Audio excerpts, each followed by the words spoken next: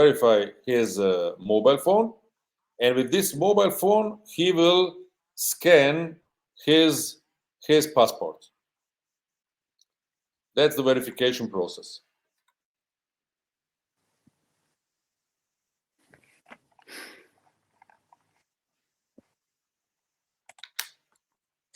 And it's very important to do this process correctly, because when you don't do it, it's when you make some mistake, sometimes you have a problem to reverse this everything, you know, because the verification, the most of time you have just one chance to do it.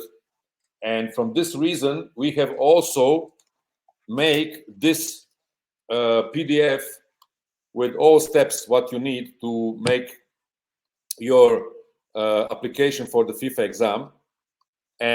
And everybody who PM me personally by LinkedIn, Mirsad Keric, they can receive this PDF, just that you know.